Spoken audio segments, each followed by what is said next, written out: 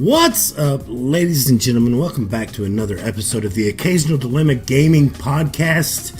I am your host, Stando. With me, as always, is Tilgar Pole. Tilgar, how are you doing? Hey, doing good. Awesome, fantastic. Games this week. Did you get some games in? I didn't buy any new games. You didn't buy any new games, but you are playing Fallout 4 Survival. Fallout 4 Survival Mode, yeah. And how's that going? Slowly but surely. Did you Sin's got frustrated about it. You're right. Did you finish Wolfenstein 2, The New Colossus? The main story, yeah. Oh, okay, cool. Fantastic. Is Tech back? He was on a phone call. He's back. Tech Gladiator, greetings and salutations, sir. How are you? I'm hanging in there. You've had a busy week. Did you manage to get any video games in other than today's PUBG session? Hello? Did I lose him? I guess you lost him. He didn't want to talk to you. Well, fine then, Tech. See how it is. Gaming time. Oh, there he is. He's just lagged out. Yeah. Sin's got rid of his issues and passed them on to Tech. But yeah, I haven't had any game time since the last time we played. The Raging Sins. Greetings and salutations, sir. It sounds like you got your mic fixed. Did it by deleting voice meter. Yeah, you're really quiet, but I can turn you up, so no big I deal. can turn myself up too. How about now? That's better. That's better. How about now? Is that even better? That's probably a little too much. You sure? Yes. You're kind of clipping now. See, that's why I love my mix. Okay. Well, good to see you, Sins. Good to see you. Are you still using voice meter, Stan? Yes, I use voice meter all the time, and virtual audio cable. Yeah. Sins, you got some Fallout in this week. What else have you got to play? I started playing Horizon Zero Dawn this morning. Oh, did you? Yep. How you liking it? Yeah, I love it. Horizon Zero Dawn is awesome. That game's kick ass. In fact, I'm about to start playing it again. Did you understand what I was talking about now? Assassin's Creed plays a lot like Horizon Zero Dawn. Oh, absolutely. Yeah. So, which is not a bad thing. That's not a bad thing at all. But, yeah. Tamara says she's fixing to join our Discord and bitch out subs because she didn't get her picks. Don't Her be lewd silly. picks. Right.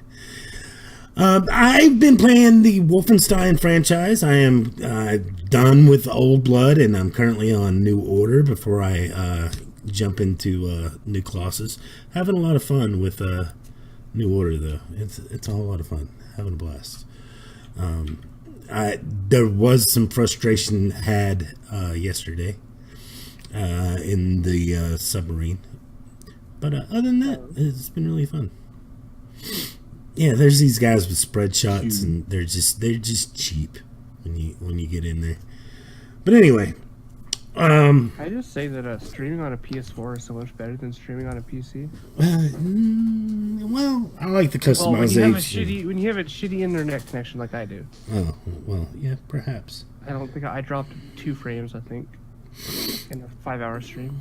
The first bit of news we're going to talk about today, of course, we weren't here last week because of the Game Awards. And so let's talk about some of the Game Awards and some of the shade that went off at the Game Awards, because that was funny. That was awesome. So if you didn't know, Legend of Zelda got Game of the Year, and it got Best Direction in Games. Also, it got Best Action Adventure Game. Best RPG was Persona 5. We had Best Action Game was Wolfenstein 2, the New Colossus. Best Narrative was Edith Finch. The Best Performance in Games and the Games for Change Award both went to Hellblade: Senua's Sacrifice, which is awesome. Multiplayer shooter went to Overwatch. I don't or best multiplayer game went to Overwatch. Best ongoing game went to Overwatch 2. I don't. Doesn't make sense. It doesn't. Yeah, it doesn't make sense because you would think Grand Theft Auto 5, which made millions and millions of more dollars, or PUBG, which was the top-rated game on Steam this year, would have done. Sin's getting in that. He's a sub. That's if you're listening on audio. That sound means a sub just entered the chat, and that's what that is. Which we appreciate Sins for subbing to the channel. But yeah, so we've got all that. What do you guys think of the Game Awards? I'm kind of surprised Horizon Zero Dawn, nominated for everything, didn't win anything. Same. I think it definitely deserved an award. Yeah. 100%. Yeah, I agree. GTA 5 is not dying. No way. They're coming out with new DLC. GTA 5 is slowly dying? No, sweetie. GTA 5 Granted, is... I don't like GTA 5. But do you know what the number one game sold every month on the PSN store and on the Steam store is? GTA 5. So there's no way it's dying. Probably PUBG right now, but... Well... No, I think GTA 5 is still top selling. Really? Yep.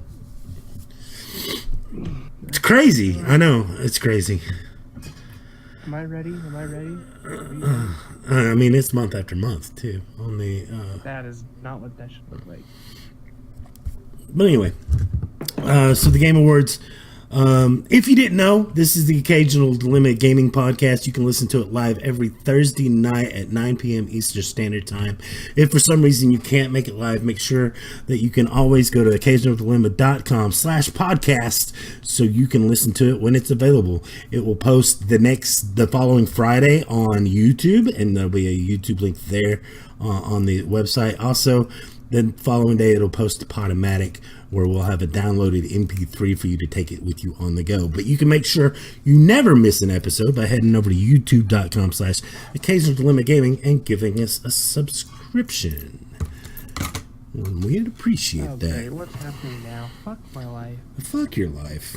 I haven't really followed streaming today. That's okay. I have a wife, so I don't want to do that.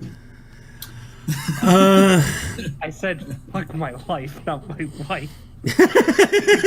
I know, and I know what you said, but I have a wife, so I don't want to do that to your life. Yeah. Well, let's chill on the F words though, because that gets us demonetized over there on the YouTube. We don't want that. Stan's gonna have to go in and edit your mom out. But we also had a lot of shade thrown at EA during the Game Awards, and that drunk guy. well, not just him. No.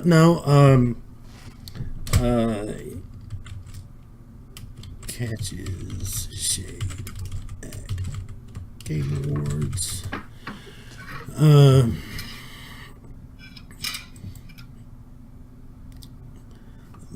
Don't get me wrong, the fuck the Oscars rant was pretty good, but it was hilarious. Stan, you just demonetized. Yeah, I can't help it. But I was quoting. He did absolutely say that. Faraz, the Swedish, yeah. But also the guy that played Chuck. What's his name? I can't. I always forget his name, but I know who you're talking about. His name is Chuck. That's all I know him by. His name will always be He Chuck. will always be Chuck to me. His name is Chuck. What is his name? Zachary Levi. That's him, right? Yeah. That's it. Zachary Levi came out onto the stage to present the best action game. And as he was opening the award, he did that. Oh, come on. You got to have a microtransaction to open the award? Yeah. Don't worry, guys. I got this. Oh, yeah. You know this is stupid, right? Like, it really is. It's stupid. And then he gave out the award. And then Bethesda had a Bethesda had a mini mock you commercial. It was kind of like the Save the Children, Save the Dogs commercial, but it was Save Player One with Linda Carter. Yeah. That was Oh funny. yeah. Save first player games, Save Player One. That was pretty funny. And then, of course, you had the developer of Way Out guy, Mr. Perez, come out and say, fuck the Oscars, and all publishers fuck up sometimes. And he didn't want to get off the stage, but he also said EA was good to him and letting him make the game he wanted to make. But what do you think about all the shade being thrown at EA, guys? They deserve it. Jinx. There's nothing else about it. Tilgar, will chime in. All the shade being thrown at EA, they deserve it. Yeah. They need to know that what they did was wrong and that they need to fix their shit. Yeah, I'm still wondering when microtransactions are going to come back or not. There's a possibility they may not come back to Battlefront 2. But either way, the game is broken, and it's not selling so well number-wise. New estimates report that they're closer to 7 billion in lost stocks. They were supposed to sell 4 million copies already, and they have pushed around 900,000. They're supposed to sell 14 million through the end of January. So crazy. This is the first time that we've actually seen bad business practice affect game sales to an ultimate degree. But I don't want to stay on EA too long. I promised you guys we wouldn't do that. So let's talk about something that's not gaming related right now, but affects all of us people who love games and love comic books and love comic book movies. Disney now owns Fox. Really? Well, not all of Fox, but Fox Entertainment. So 20th Century Fox or 21st Part Century of Fox. Fox that matters. Yeah, a lot of IPs there. They own all the Fox Television. They own Hulu. They do not own Fox Sports or Fox News. That's what still is Fox. And the Disney representatives came out and said, you know what? There's still room for Deadpool Marvel stuff. So don't worry about this. And what do you guys think about? I'm happy that Disney owns X-Men again, and I'm happy that Disney owns Or Marvel owns it. or it's back in the Marvel family. Disney, but yeah. Yeah. So Fantastic Four, Ghost Rider, The Punisher, Oh, fuck my life. Daredevil, all that stuff is back with Marvel now. Especially the X-Men. X-Men was huge win. But they also own a lot of other stuff. Like they now own The Simpsons, and they own a lot of IPs out there. And some people say it's too much of a monopoly, that Disney pretty much owns everything, especially when it comes to your childhood. Yeah, it's kind of getting scary. Yeah. Yeah, but the main reason for Disney buying all this is to compete against Amazon, Netflix, and all the Yeah. on the internet. Because Disney's so big, but if you look at what Netflix, because TV viewership keeps on going down. The main reason why Murdoch sold off the entertainment was because the money makers were his sports and news. That's what's making money at Fox, not the TV filming. Which surprises me. I figured they'd be making money. Not saying they ain't making money, but they're just not making as much money as the news and sports. So. All right. Keep on going, guys. Tag, Sands. Sorry, I'm trying to fix audio issues. Well, I kind of wish they'd done it maybe a little bit sooner, so they could have got X-Men and Fantastic Four into Infinity War.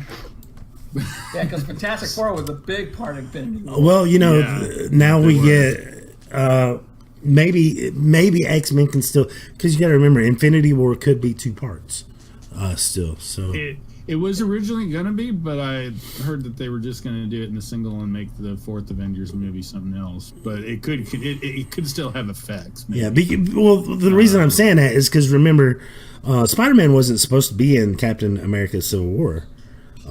He wasn't Right. originally written in, But but they he's- made that partnership, and then they found a way to add him in, even after the movie was already well But only into for a production. short deal, you know. Yeah. But I'm saying they But can it was do the still same really thing, cool. like an end cut scene or something for Yeah, the they can do upcoming. it, throw some shade their way, you know. Yeah. Throw some Right. their way. That's true. You're right. That's a good point. Good point. I think but yeah, I would love because really the only thing I love about Marvel, the movies and stuff, because their comics have gone down the tubes, unfortunately. But I would, love for all of the Marvel characters to be together, because that will open up so much more where they can all, where you can have so many. You can have Hulk versus Thing finally in a movie, Right. You know? Well, remember, Universal owns Hulk. Marvel doesn't own Hulk, and Right. They do, but they can't make a standalone Hulk movie. right. But the funny thing is, though, is that this is very reminiscent of how Hulk started in the comics in the first place. His original series only lasted 6 issues and then was canceled. And then he went to appearing in like the Avengers comic and jumping from one comic to another before he finally got his own series again. So I almost feel like in the movies, it's almost like a situation like that. And then when they finally get a handle on like what they can do, that they're going to be able to like some cool stuff. And whenever they finally maybe get it worked out, where he can have his own movie series. But some properties that Disney picks up along the way, of course, Titan AE, X-Men, Planet of the Apes, Terminator, right? Is Terminator. on Terminator, yes. What Fox was owns Terminator now? yeah, all the no, Disney owns Cameron. Fox has always had Terminator. Yeah, so they own the Because I know the Terminator Avatar. between different like studios, like a few different studios and everything. Avatar, Ice Age, the Star Wars prequels. The original. The original, not the prequels, but the original. Well, yeah, the prequels and the original Star Wars movies. Yeah, you're You guys right. get my Prequels, joke, the yeah. original. Yeah. See what I want is, because that's the thing that's been missing from the new Star Wars movie, is the 20th Century Fox fanfare at the beginning. That's right. They also get Alien and Predator. Elektra goes back to Disney. Well, Elektra was in Daredevil, the Daredevil Yeah, Netflix Electra's show. part of Disney already. Uh, Because Electra was part of the Daredevil universe. And the movie, the Elektra movie, wasn't that good. Well, the reason I'm listing Daredevil is because I'm looking at a list since 2000. Daredevil's in Yeah, that well, list. yeah, that's true. Daredevil was in the, because the Daredevil It was in the movie Fox was family. Netflix. The reason they lost it is because they didn't do anything with the It within a With certain with amount of IP. time. certain amount of time. Live for your. you know They why? get the Die Hard Why series. doesn't that yeah, Die Hard. Why doesn't that affect Hulk though? Because Universal hasn't done anything new with Hulk in years. too. Yeah, It seems I don't know. like that should Well, roll back. I thought Universal owned the distribution rights to. It may have something to do with when they first did the TV. So Disney can do a Hulk movie, but if Disney does a Hulk movie, then Universal distributes it. Yeah. So they Well, don't. what's Yeah. the problem with that? They could do it and just have it I distributed. by don't know. Universal. I don't know. Just buy Universal then. Just buy it. So Die Hard is owned by Disney now. And think about that. Disney-fied Die Hard. The Dr. Seuss movies franchise is owned by Disney now. Wow, so much stuff. Which is preparing Disney for their because they're getting ready to do a big streaming network. Oh yeah. Disney owns 50% of Hulu now too. So Disney owns the A Team. Dun, dun, dun. Bum, bum, bum. Ba-da-da-da-da-da. Alright, but yeah, Sims. the Croods, Percy Jackson. Wow, all right, so now we know they own a lot of IP. they own quite a bit of IPs. Kung Fu Panda. Wow. You know what's funny is that Disney started off like getting big of making animated movies off of public domain stories. Yeah. Yeah. But so do you think it's too much? That was the original question. I don't think so. Oh, like yeah, I do worry about the of it and everything. Yeah, I start wondering if Disney wants to take over the world or something. Just imagine that the whole world be Disney. And Hugh Jackman says his Wolverine is probably too late for the MCU. But he said though He wanted to do an Logan Avengers was gonna movie, be his yeah. last one. Yeah, He said Logan would be his last movie, but he would be willing to come back if he got to appear in an MCU. yeah, but now he's saying But it may whether or be not too it late. could happen, yeah, whether or not it could happen, yeah, it might. Because he's been battling cancer too, from what I understand too, Right? hasn't he? No, I don't think so.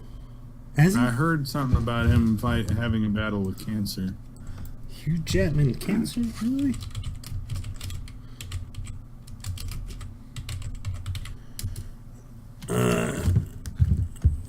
Well, I guess he is. It's skin cancer. He had it cut out of his nose. It's so. Yeah, it's the sun. Okay. I didn't know that. Interesting. Yeah, I'd heard about that. Yeah, it's part of the. I think he was in X-Men First Class a little bit more, but Okay. he was like having to deal with that at the time. The Nintendo Switch. I'm moving on. Guys, sorry. The Nintendo Switch sells over 10 million units.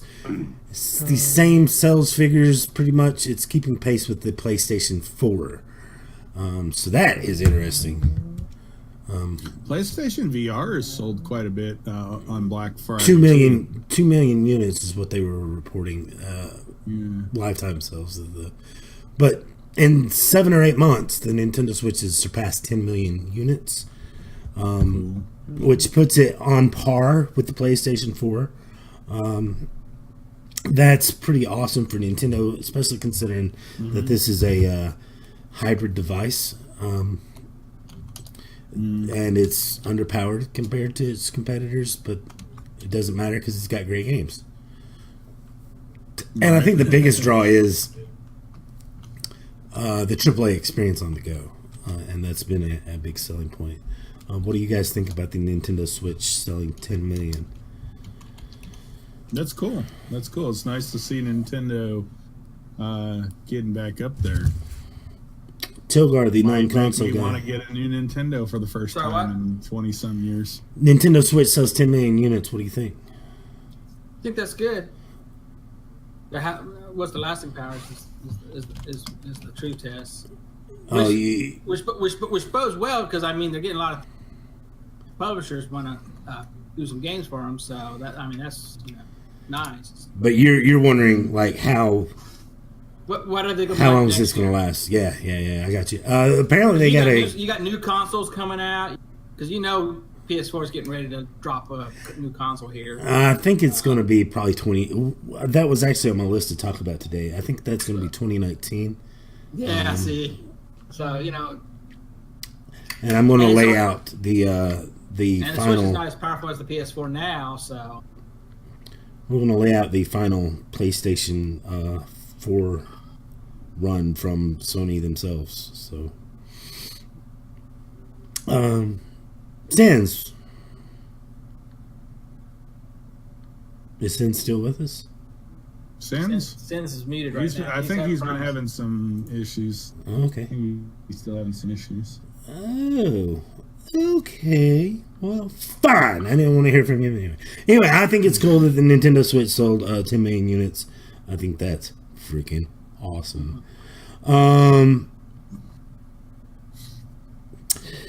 PSX happened. There was a few announcements. So Dreams was there. We got didn't really get any more hard release dates or anything new really,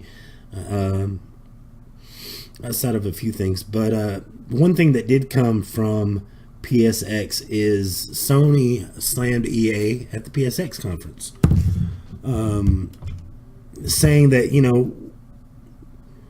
Sean Layden, of course, out on stage being interviewed by Greg Miller, and he was, I'm going to paraphrase, he was telling Greg Miller that basically we let our creators make the games that they want to make, and we do what we are best at, and right now that just happens to be a lot of single-player games. So yes, I think that we double down on the single-player adventure stories and do what we do best. I don't go around to each studio and say, I've heard of this thing called a game of service out there, make me one of those. That's not how we operate, and that's not how we will ever operate.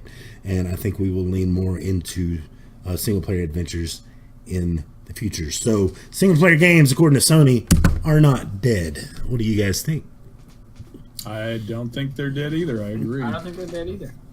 Well, Sony's got some powerhouse first parties. We've talked about this over and over and over again.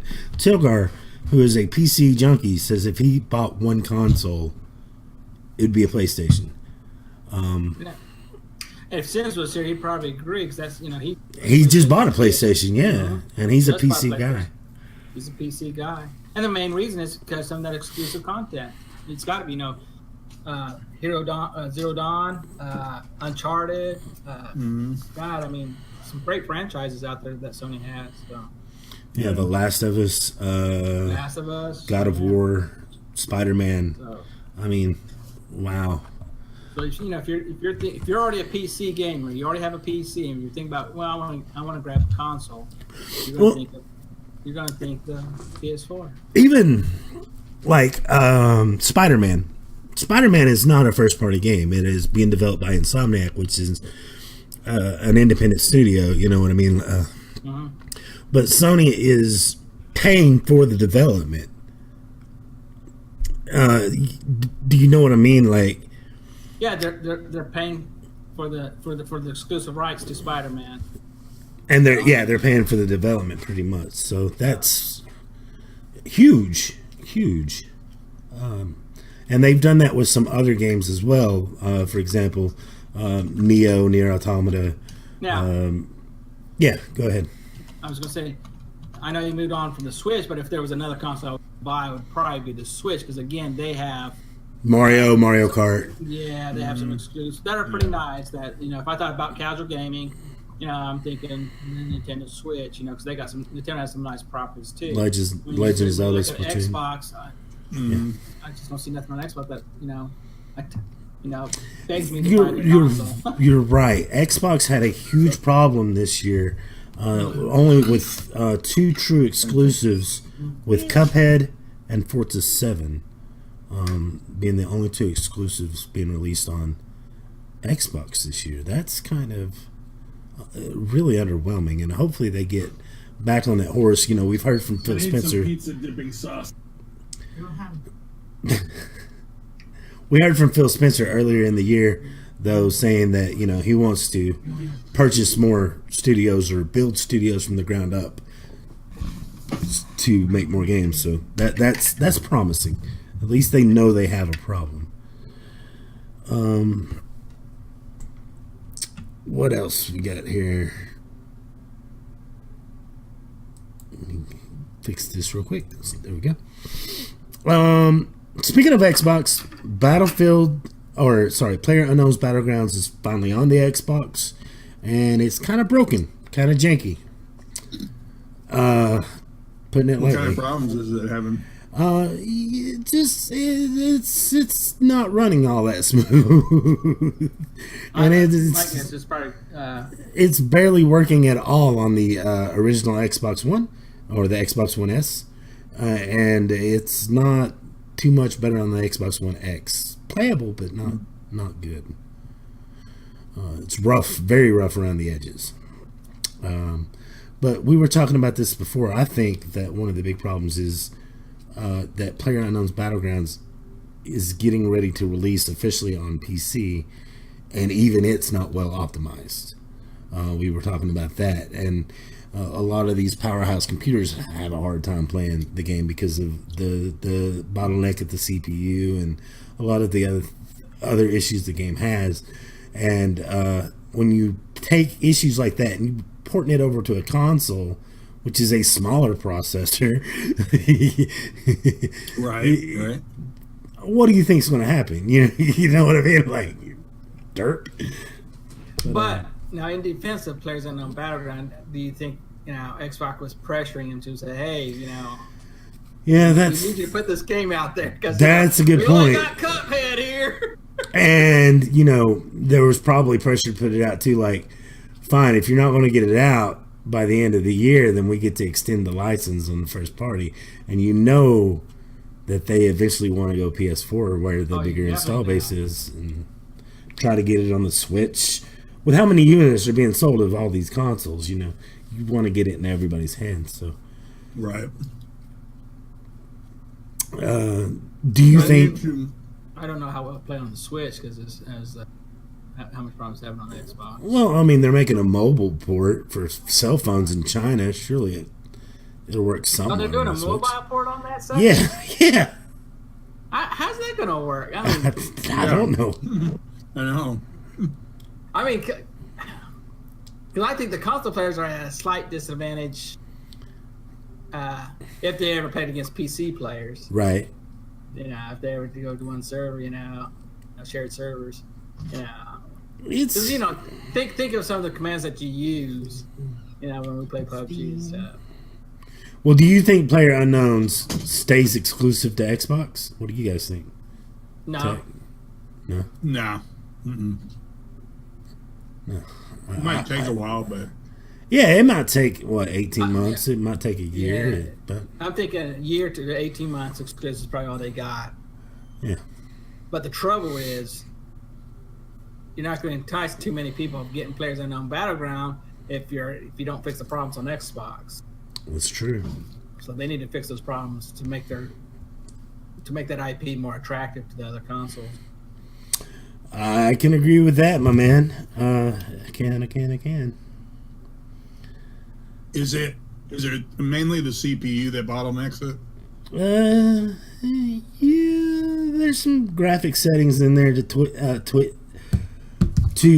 and stuff too, because you got to think of the long distance, view distance, shadow renderings, and foliages, and The draw distance, yeah, a lot of that goes into that too. So, if you're Brandon Green originally said that it would run at 60 FPS on Xbox One X, and he recently had to take that statement back and said, "It looks like we're going to try to target 30 FPS."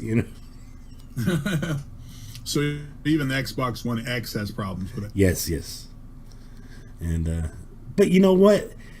I still think that is just a bad idea to port that game before it was finished on the original platform. Yeah, This is my opinion. that's probably right. And the only reason it's out now is because there's that contract. Like Tokar said, I think that has a lot to do with it. Well, I think they got a lot of money from Xbox to help develop, and that's how they're able to go buy themselves back and all that good shit, Mm. So, I mean, I don't know exactly what deals they did make. I'm just kind of guessing. Right. It's just trouble is because you look at it, because what was it? It came out for the PC, and they were just doing it exclusive for the PC. Till what? 4 months in, and go, oh shoot, maybe we can, track some consoles. So, and Xbox, I think, threw them a bunch of money at them. I'm guessing. No, that's exactly what happened. You're right. So, New Tomb Raider is announced. The Shadow of the Tomb Raider coming soon. That's exciting. I'm glad that Crystal Dynamics is not giving up on the rebooted Tomb Raider series, because the last two outings for Tomb Raider were exclusive to Xbox, and guess what happened for the first year? For the first year, it was exclusive to the Xbox, and they didn't sell very many copies because of that. And so you had to wait a whole year to really get your investment back on your game when it finally released on PS4 and PC. So I'm glad to see that more than likely this is going to be a third-party launch right away, and no Xbox exclusivity deal. So, yay. Correct me if I'm wrong, but didn't Tomb Raider originally premiere on PlayStation? Yes, it did. But I mean, it was made by Eidos. It was still a third-party game. It released on PlayStation on the console side and on PC. Okay. But you got to remember, at the time in 1995, I mean, what are you going to do? Put Tomb Raider on the Sega Saturn? I think there might have been a Sega Saturn copy of Tomb Raider, actually, probably. Could have been. But, the Nintendo console at the time, Super Nintendo, is not running Tomb Raider, so. Or the Nintendo 64, you mean? Nintendo 64 what now? 1995. Did the PlayStation come out before Yep. Nintendo 64? Yep. Oh, really? The PlayStation 1 was a 32-bit system. 32-bit CD-ROM system. Remember, the first PlayStation Originally was being worked on a joint venture with Nintendo. Yeah. Yes. So That is true. Nintendo ended up having to do the Nintendo 64 because the PlayStation deal didn't work out. Well, Nintendo kicked Sony to the wayside. Oh, really? It was Nintendo that? Yeah, so the PlayStation originally was supposed to be an add-on CD-ROM drive for the Super Nintendo. And Super Nintendo went behind Sony's back and partnered with Philips, and that's where you get the Philips CDO and bad CDO Nintendo licensed games. There were a few really bad Zelda games, Nintendo really bad Mario game on the Philips CDO. And PlayStation was like, well, they tried to make a deal with Sega, and Sega said they got their own thing going. So PlayStation said, we're going to release this ourselves. And they jumped into and the rest is history. Yeah. Sony, as a gaming console company, was an accident. And matter of fact, when Sega turned them down, here's the thing. The Sega Saturn came out at $400, was not as powerful as the PlayStation 1, and it was going to be a $400 console. And when he came out, that made history. The PlayStation, at the time CEO of America, came out and took the stage and said $299.99, and then went and sat down. That's all he said was the price. $299, or was it $299? Yeah, $299.99, and he went and sat down. That was all he said. And there was a big cheer and all that stuff. And now, decades later and stuff, and I don't know, over a decade later, Sony's the top of the world with on console gaming. So. I want to say hello to Vegeta in chat. What's up, buddy? How you doing? So yeah, pretty awesome. Yeah, just think, gaming worked in a different direction. So. Ultimately, it was good because you put another console maker out, successful. Yeah, it worked out in the end. I mean, it made the console marketing more, exciting because Nintendo was dominating that era at the time. Yep. So. But they made a big mistake by Oh yeah. if Nintendo was part of PlayStation all this time. And then the PS2 coming out, and whew, still to this day the best selling console of all time. Yeah, I was gonna say that PS2 was the best selling console. So that's crazy. That's just crazy. see. I'm looking, guys. Ubisoft is delaying 3 of their games. They are delaying Far Cry 5 by 30 days. They are delaying The Crew 2 from the spring to summer. And they are delaying an unknown title to a later date as well. A lot of gamers are concerned that this could mean that Ubisoft had a loot box plan in place, because they are talking about games as a service, but recently decided to do this to take the loot box systems out. However, Ubisoft says they see awesome sales with how Assassin's Creed Origins did, giving that game extra time, an extra year in development, and the sales were better because of that. And they feel like they should take extra time and make sure they get their titles right before releasing them in order to maximize their profit and customer satisfaction. Wow. What a thought. What do you guys think of Ubisoft pushing their games back? Do you think there's if they don't I'd rather them do that and do a working fixed game than release it. Even if it is true that they're doing it to get rid of some loot boxes or loot system out of their it's still a good thing. It's still a good thing. Yeah. Right. Either way, this is a win-win for Ubisoft. I agree. I agree. Instead of trying to push it out there and trying to fix it with patches. Now let's bring out the game, tear it to its core there and see what we can do. So. I think they learned their lesson when they did Unity. Yeah. Well, yeah.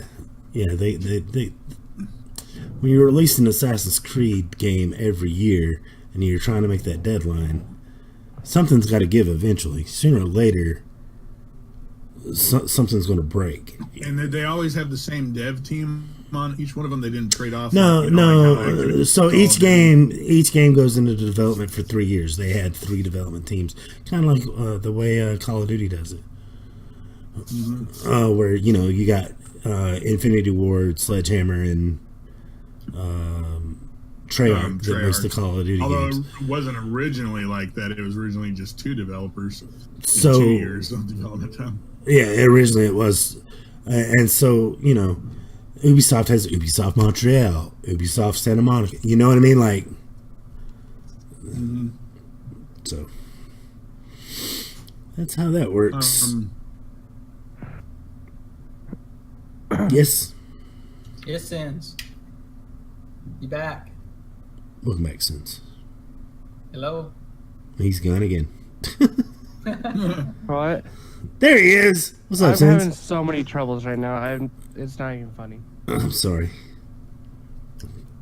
But what were you going to say? You lead it on like you were going to say something else.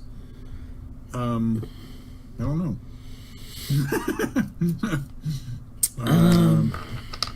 I don't know. Representative Chris Lee goes back after loot boxes again, stating that he doesn't want to necessarily outlaw or make loot boxes illegal, but what he does want is to make them adults only, which would still cripple the idea of loot boxes, because if they go adults only, certain brick and mortar stores won't carry them on the shelves. For example, Walmart does not carry adults only games.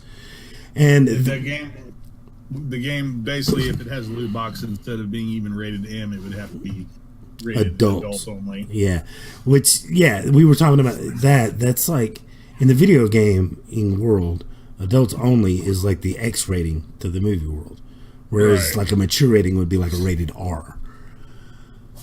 Him and several other lawmakers are already putting legislation in place. It is a slow process. It's not going to be an overnight fix, but he says you can write your congressman and make them aware, and he has a prepared letter if you need help. To make your congressmen and senators aware of the problem. What do you guys think of Chris Lee? I think Bruce Lee is a great guy. You think he's a great guy? Oh, Bruce Lee? Yeah, No, Bruce Lee is awesome. Yeah, Bruce Lee is really cool. I think I said Chris, guys. Come on. You did say it. Yeah. Well, what do you think of the him doubling down on this? He's not saying they're right out gambling to be outlawed. He's backtracking. Think so? Maybe backpedaling. I don't. Well, I mean, I guess he's still saying it's bad, but right. He's saying it might be legal, but it's still bad.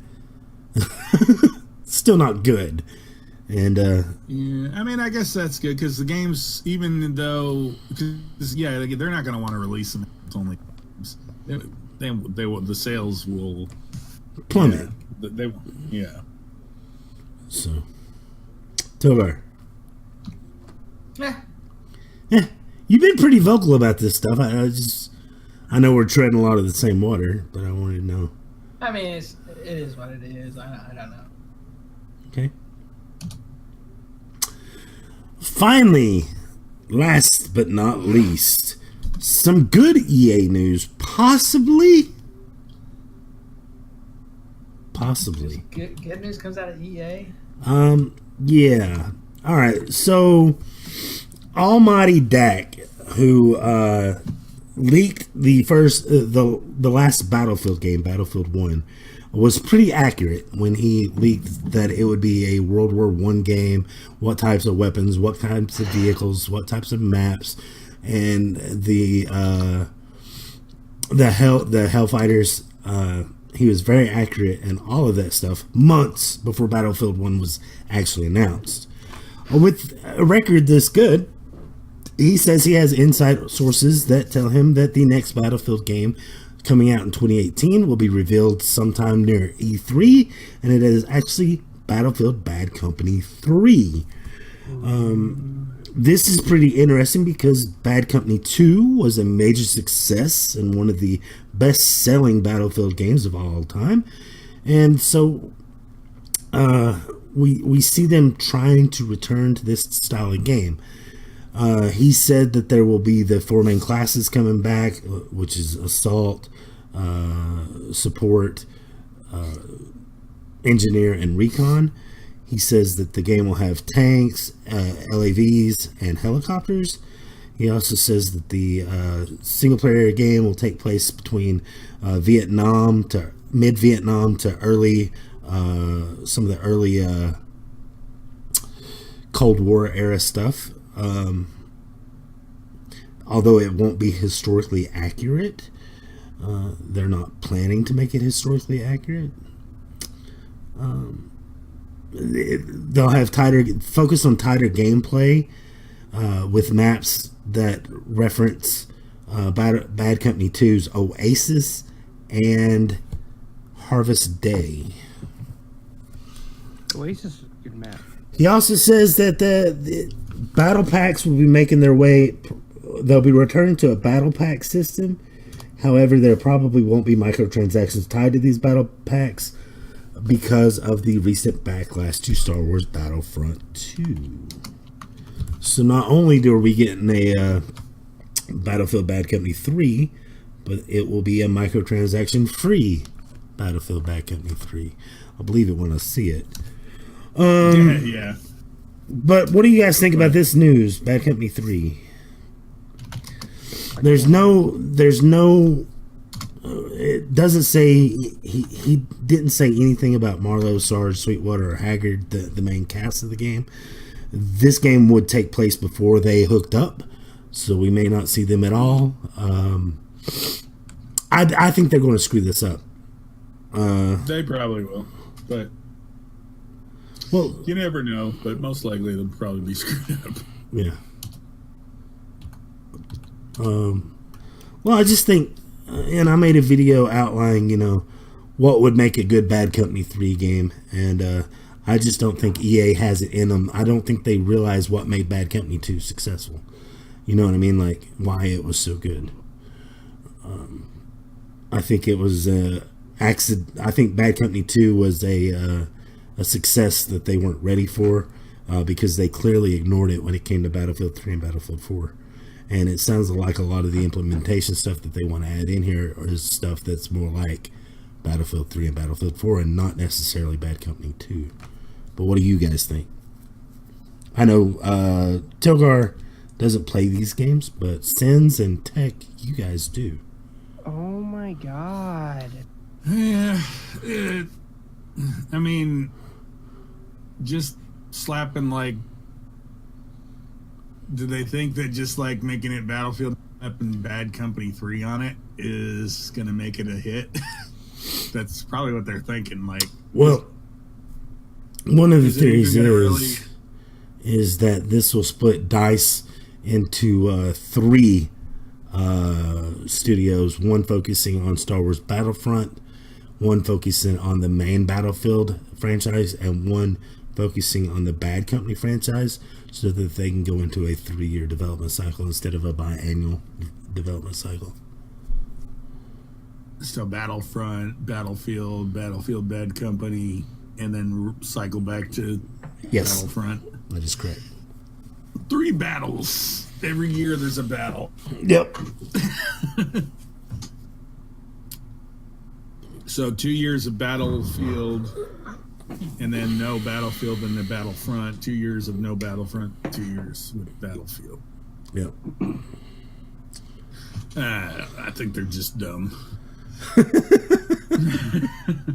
I think they don't know what they're If doing. microtransactions don't come back, I do see split communities again, because they will sell season passes, they will sell onslaught mode, they will sell you know what I'm saying, those map packs, whatever, and they'll all be sold separately. You can bet your ass. Some people will have the season passes, some people won't. Yep. I'm not a fan of that model either, but I do like that model as opposed to random chance on loot boxes. So, and especially when it comes to progression tied loot boxes. But again, EA not doing microtransactions, not doing their games, I have to wait and see. Right. Believe it when I see it. Here's one interesting. Square Enix, who earlier in the year said that they were going to go looking more at games as a service, how do I say this? They reworded their message. They wanted to clarify on that, and they say that what they don't mean games as a service as like random loot boxes and microtransactions.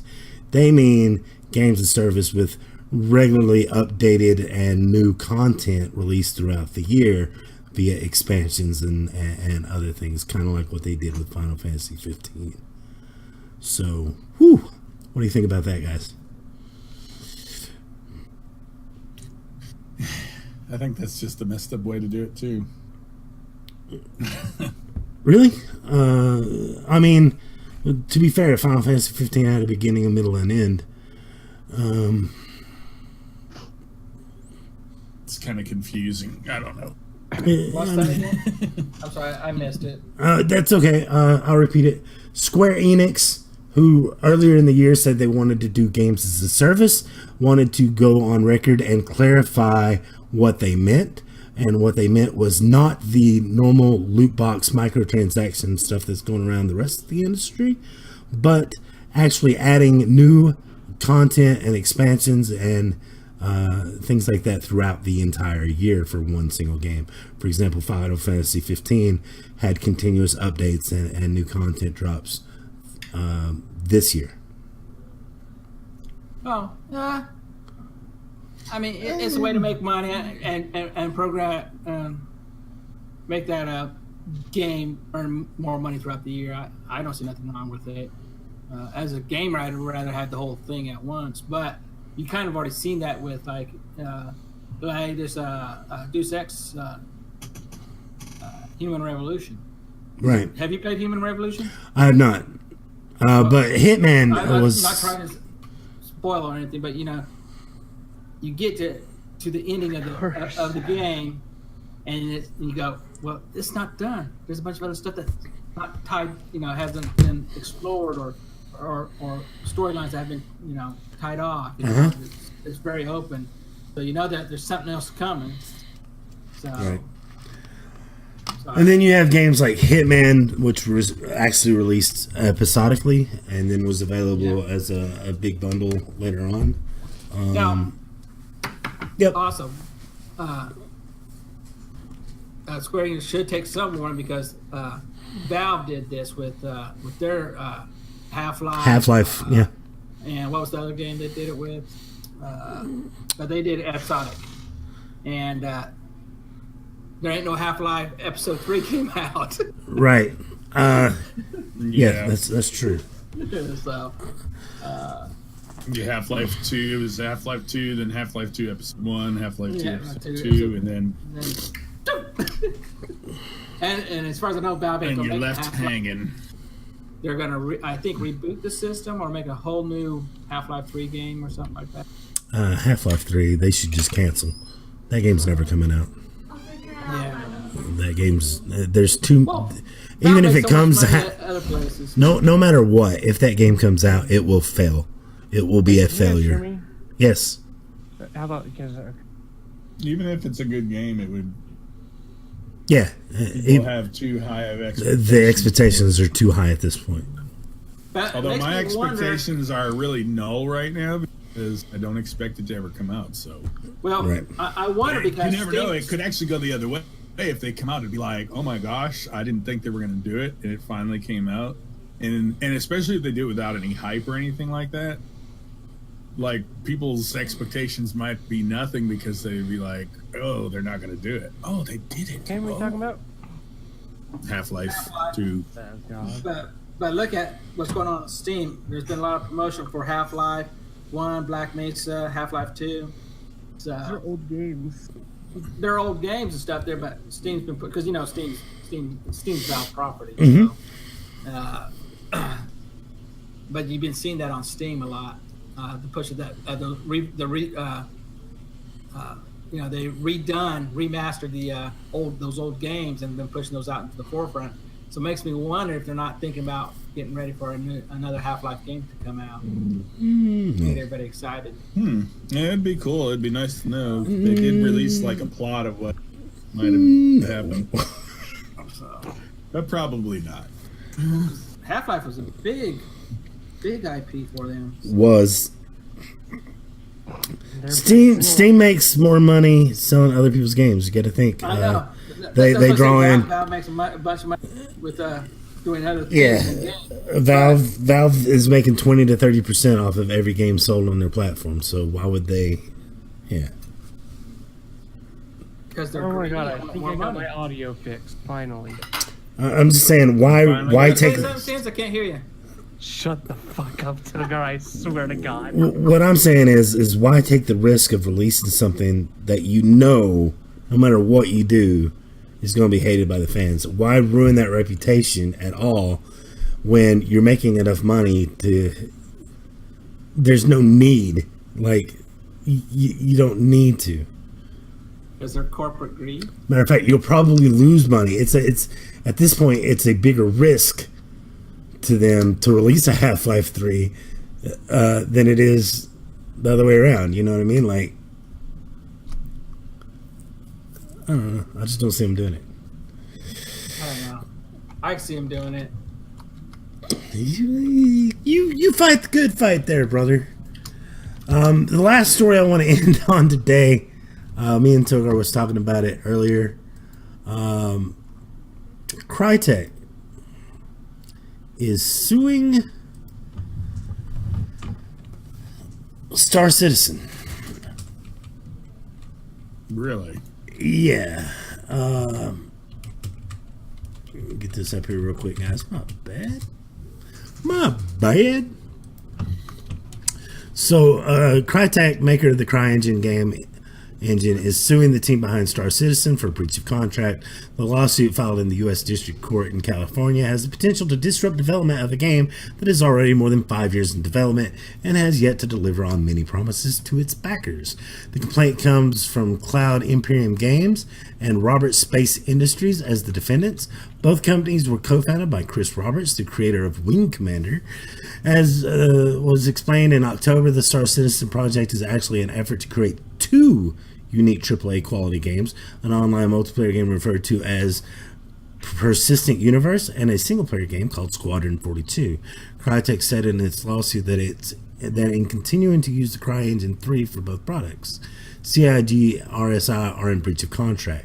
However, in December 2016, CIG and RSI said they were moving off of CryEngine 3 in favor of Amazon's Lumberyard product. But the complaint filed by Crytek says that's not the case.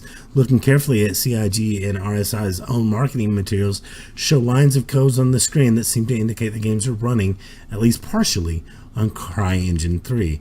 Making matters even more complicated is the fact that Amazon's Lumberyard is in fact a fork of the CryEngine itself, purchased by Amazon.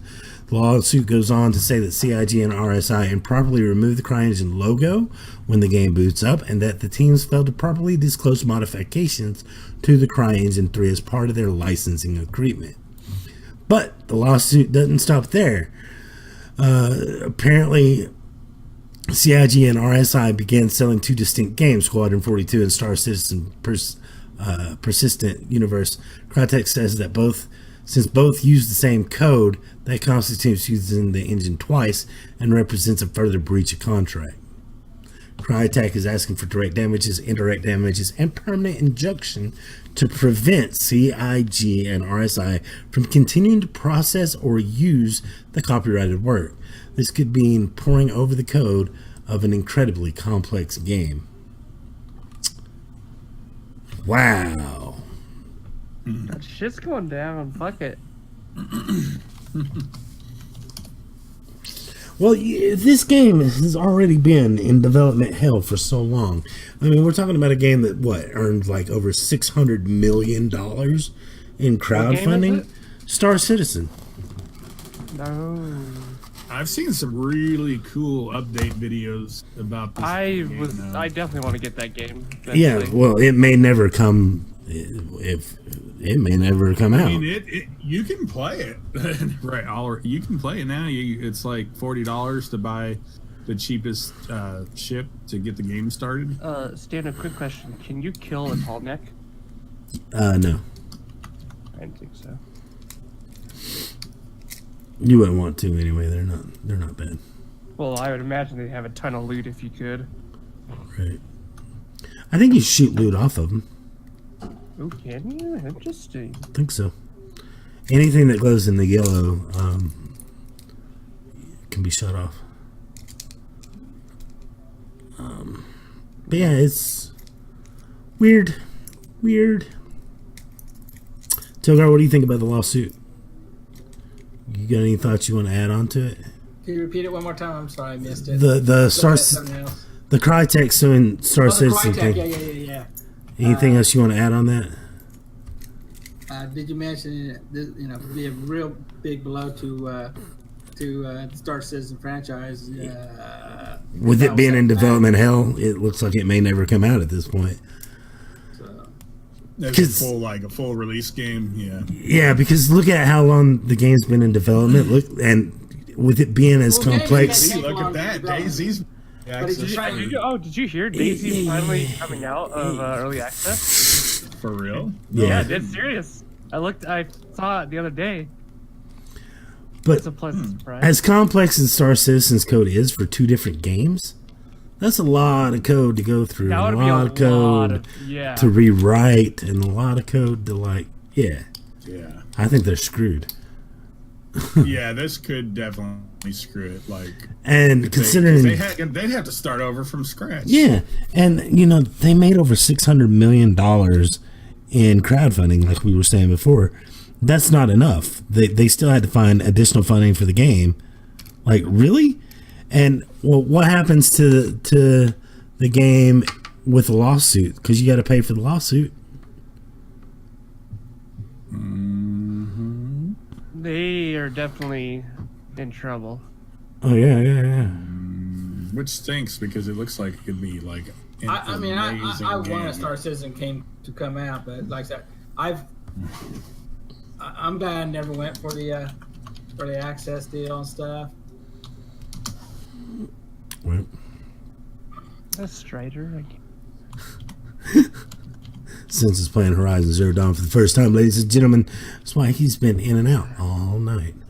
But I want to thank you guys for hanging out with me anyway. It's very cool of you. Let's go around. Anybody have any final thoughts? Fuck the free world. Why would you say that? Why? I like a free world. Yeah.